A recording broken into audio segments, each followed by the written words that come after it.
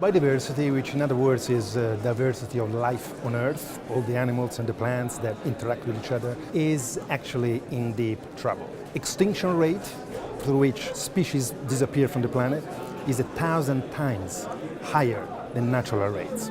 The red show decline, the green show stability or increase. All this data adds up to a staggering 58% of declines of wildlife in 40 years, in less than a human generation. The ecosystems that today are producing are giving to us every day for free invaluable services. The fresh air that we breathe, the oxygen we breathe, the water that we drink, the water we use for our economy, pollination that produces more than half of the food we eat today, all that will actually vanish with the collapse of ecosystems like forests, like wetlands, like the ocean. We have to put the living world and the economy's dependence upon it right at the heart of economics on day one.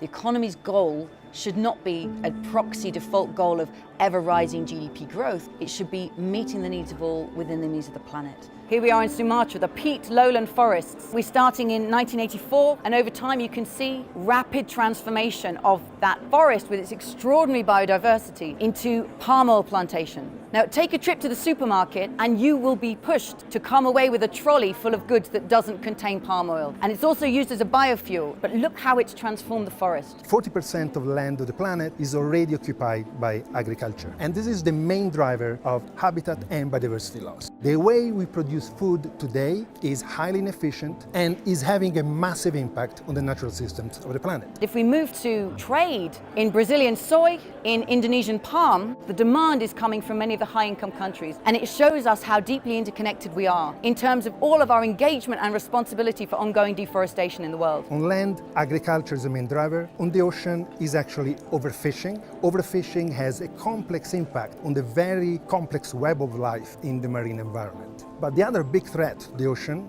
is climate change. Basically, we're beginning to see something never experienced before. We're beginning to see heat waves, similarly to what we have on land, underwater. And these heat waves are sweeping across the ocean and killing entire habitats. We are seeing already a decrease of 40% of coral reefs in the last 20-25 years. That, by the way, is a nursery for so many fish stocks. So the last picture I want to show you is an extraordinary image of refugees across the world from the year 2000 up to the present day. If we think about many of the conflict areas they're fleeing, often these conflicts, when we go deep down into the politics, they're driven by control over resources, including fossil fuels. In the future, I believe we're going to see even greater flows, people fleeing, living in places that no longer have water, that are no longer temperature habitable. We are waking up to the climate change challenge.